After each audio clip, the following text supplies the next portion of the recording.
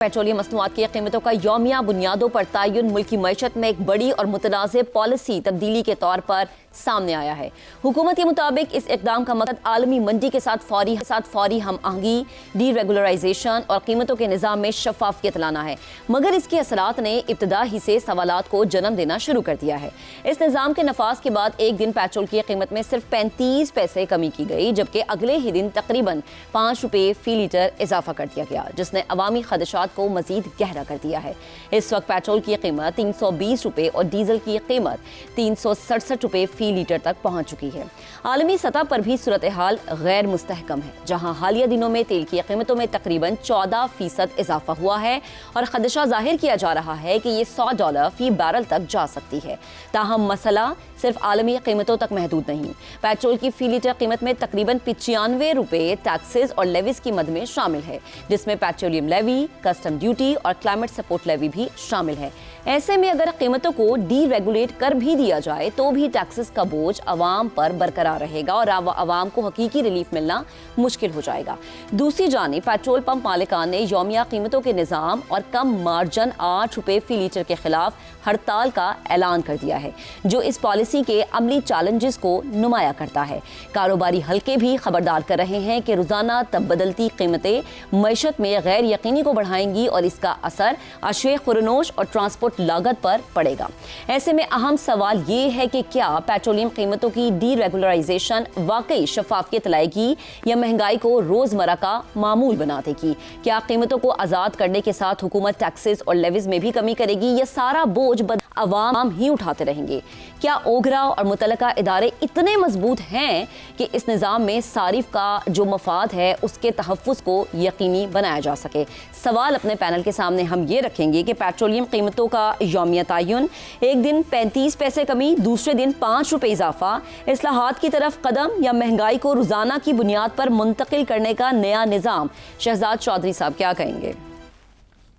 महक, देखें, जो सबसे बड़ी कंप्लेंट पिछले दिनों में आ रही थी, जिस पे बहस बहुत शुरू हो गई थी, वो थी लेवीज के ऊपर। यानी लेवी बहुत हाई है पेट्रोल के अंदर, पेट्रोल की कीमतों में लेवी जो है उसको कम करना चाहिए और तकरीबन 116 रुपए के लगभग बात की जा रही थी।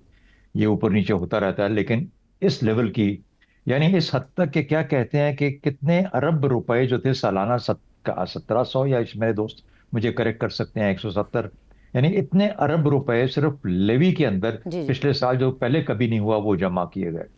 अच्छा, तो वो ये ये पिछले फाइनेंशियल ईयर की बात कर रहा हूँ। तो जब इस तरह की लेवी आप लगा रहे हैं तो इसका मतलब है कि कीमतें तो, लेकिन उन्होंने, इस गवर्नमेंट ने बहुत स्मार्ट प्ले किया है कि लेवी से नजर हटाने के लिए अब लगा दिया एक ट्रक की एक और बत्ती के पीछे। यानी अब आप लोग इस चीज के पीछे पड़े हैं कि जो पिछले 7 दिन की एवरेज के हिसाब से जो कीमत बदलेगी वो 5 रुपए ज्यादा होगी या 35 पैसे कम होगी या कैसी जाएगी, अगले दिन क्या होगा, उससे पिछले दिन क्या था, अब आप लेवी भूल जाएंगे। और हुआ भी ऐसा ही है कि अब आप लेवी भूल गए। वो जो बहस लेवी पे चल रही थी, वो ये लेवी वो वाला पैसा है जो कि पेट्रोल की मद में आता है टैक्स के तौर पे, लेकिन वो टैक्स बाकी सूबों को नहीं जाता, वो डायरेक्टली फेडरल गवर्नमेंट को जाता है। तो फेडरल गवर्नमेंट ने अपने आप को सिक्योर किया है।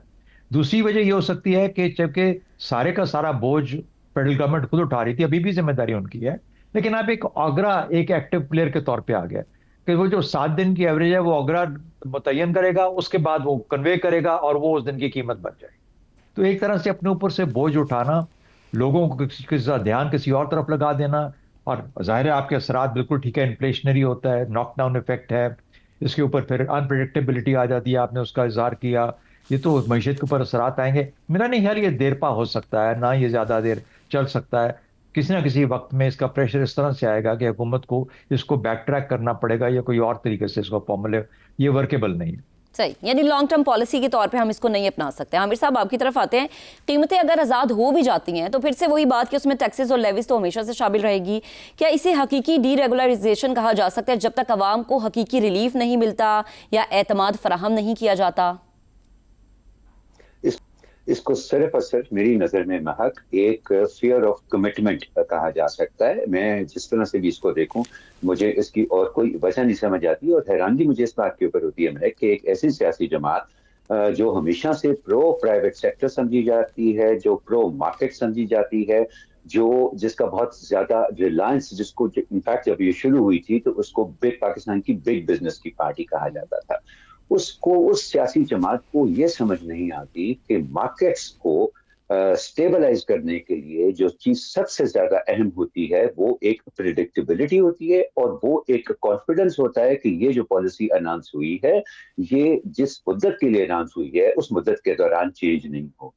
ये वो मार्केट स्टेबिलिटी होती है जो इन्वेस्टर्स को, खासतौर पे प्राइवेट सेक्टर्स को भी चाहिए होती है, जो उनकी कैपिटल रेजिंग के लिए और अपनी इंडस्ट्रियल एक्सपेंशन के लिए जो उनको चाहिए होती है, अपनी कमर्शियल एक्सपेंशन के लिए जो चाहिए होती है, वो स्टेबिलिटी इंतहाई जरूरी है। और ये एक स्टेबिलिटी है जो कि ये हुकूमत बिल्कुल मार्केट को देने से इनकारी है, और उसका अपने आप को कमिट करने का खौफ जो है वो इस कदर बढ़ गया है किसी एक पॉलिसी से कमिट करने का, कि लगता है कि वो अपने आप को पाकिस्तान की सियासत में एक लॉन्ग टर्म या एक परमानेंट स्टेक होल्डर समझना ही बंद हो गई है। मेरे लिए बड़ी माइंड बॉगलिंग सी बात है कि एक पाकिस्तान जैसे कॉम्प्लेक्स मुल्क की जो एक बुनियाद है एनर्जी, उसके बारे में जो पॉलिसी है वो इतनी हुकूमत ने उसके ऊपर हैंड्स ऑफ कर दिया कि जी हम हर 24 घंटे में एक दफा फैसला करेंगे कि कल का सूरज जो तलू होना है वो पाकिस्तानियों के लिए क्या लिया आएगा।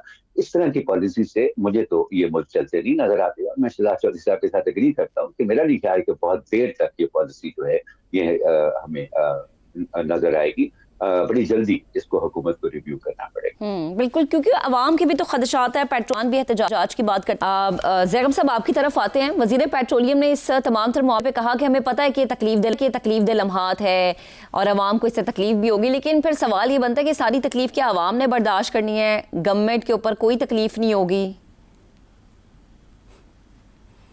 तो वो दिन भी बता दे पाकिस्तान की तारीख़ में जब आवाम तकलीफ़ में नहीं थे, जब उनके बच्चे जाते थे स्कूल में सबके और उनको इलाज भी मिलता था। देखिए, चाचू की बादशाही में हर दिन एक नया दिन है, हर दिन एक नया सरप्राइज़ है, हर रोज़ एक नया रिफॉर्म है। लेकिन यही रिफॉर्म है कि पेट्रोल की कीमत 15 दिन के बाद हफ्ता हो गई, हफ्ते के बाद हर रोज़ हो गई। अब ज़रा इंतज़ार करें, शायद दिन में 5 दफ़ा हो और आखिर में हर घंटे हो जाए। अब जो फार्मूला बनाया गया है, देखिए ठीक है कि 7 दिन की एक रोलिंग एवरेज निकाल के, पिछले 7 दिन की एवरेज निकाल के आज की प्राइस होगी, और फिर कल जो है फिर पिछले 7 दिन के हिसाब से नई प्राइस होगी। लेकिन आपको ये तो देखना है ना कि आपने इसे किस माशरे में लागू करना है, इस्तेमाल करने वाले कौन हैं। जैसे हमने समर टाइम और विंटर टाइम एक दफ़ा बनाया था, शायद आपको याद हो कि अलग अलग वक्त थे सर्दियों और गर्मियों के, और एक तूफ़ान बरपा हो गया था। ये देखे बगैर कि पाकिस्तान का माशरा कैसा है। तो पाकिस्तान में इससे जिस तरह की बेयकीनी पैदा होगी, और जब बेयकीनी पैदा होती है तो कौन फ़ायदा उठाएगा? वो जिसके पास ताकत है। पेट्रोल पंप वाले फ़ायदा उठाएंगे, ट्रांसपोर्टर फ़ायदा उठाएंगे, हर कोई फ़ायदा उठाएगा सिवाय अवाम के, और अवाम परेशानी फेस करेंगे। और असल मसला ये नहीं है कि पेट्रोल का फार्मूला क्या होगा, असल मसला ये कि कितनी ट्रांसपेरेंसी होगी, और असल मसला ये है कि टैक्स लेने की बजाय, डायरेक्ट जिन्होंने टैक्स देना है उनसे टैक्स लेने की बजाय, आप कब तक आम आदमी को निचोड़ते रहेंगे। यानी आपसे टैक्स नहीं निकल रहा तो आपने क्या किया, आपने लेवी के ज़रिए पैसे निचोड़ने शुरू कर दिए।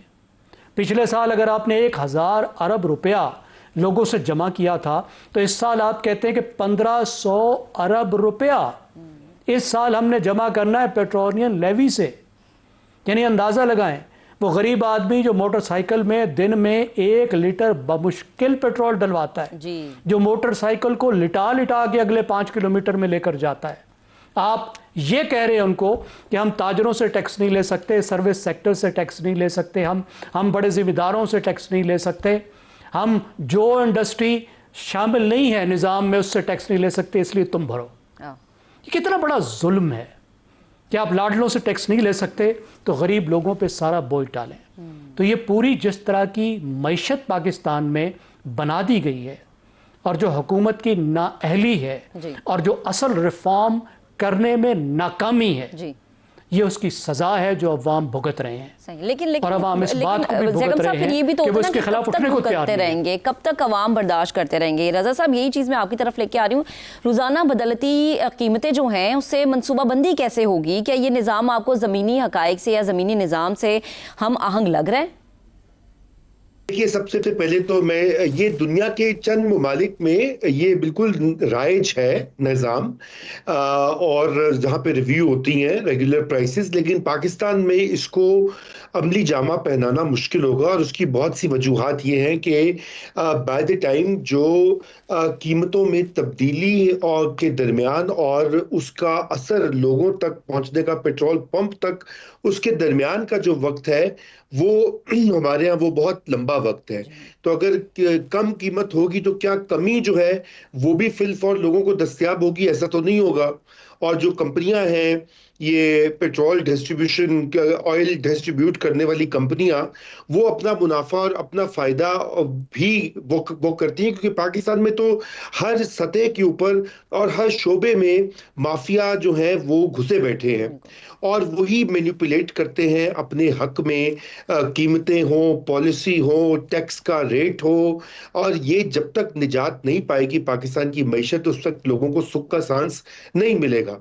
अभी ये लेवी और टैक्सेशन की बात हो रही थी और ज़ैगम खान साहब ने भी उसका जिक्र किया। आप मुझे ये बताइए, ये क्या जुल्म है कि 40 से 45% जो कॉस्ट होती है पेट्रोल पंप के ऊपर, वो इन टैक्सेस और लेवीज, हर तरह तरह की चीजें लगा के लोगों से एक तरह का तावान वसूल किया जाता है। यही आलम बिजली के बिलों का है। क्या अगर आप उनके ऊपर देखें तो बिजली के बिलों में भी इस तरह की तरह तरह के टैक्सेस जो है वो आयद करके, क्योंकि बाकियों पर जोर नहीं चलता, जो हुक्मरान तबकात है वहां तो टैक्स लगाने की हिम्मत नहीं है या उनसे वसूल करने का हौसला नहीं, और वहां पे तरह तरह की अरबों रुपए की छूट दी गई है, तो रह जाती है फिर अवाम उनको भेड़ बकरियों की तरह, मुर्गियों की तरह छुरी फेरी जाती है। चाहे वो पेट्रोल पंप हो, चाहे वो बिजली का मीटर हो, चाहे वो इनडायरेक्ट सेल्स टैक्स हो, या दीगर इस तरह के हर तरह के टैक्स हो। तो मेरे ख्याल से ये तो एक पॉलिसी ऐसी है, ना सिर्फ इसको बदलना पड़ेगा, ये काबिले अमल ही नहीं है। मुझे नहीं पता कि कौन से ऐसे अरस्तू हैं जो इस तरह के मशवरे हुकूमत पाकिस्तान को देते हैं, और उससे ना जाने उनको क्या फायदा होगा, मां सिवाय ये कि वो एक फरसूदा ब्यूरोक्रेटिक निज़ाम के जरिए इस पॉलिसी पे अमल कराएंगे, वो फेल होगी और वापस सुई वहीं पर जाके वहीं पहुंच जाएगी जहां पे शुरू में थी। बिल्कुल रजा साहब, फायदा तो ये होगा ना कि उनकी अपनी जेबें भरी जाएंगी। और देखिए कितने मजे की बात है कि जिस अवाम पर छुरी चलाई जाती है उसी अवाम से डे एंड पे वोट भी मांगा जाता है।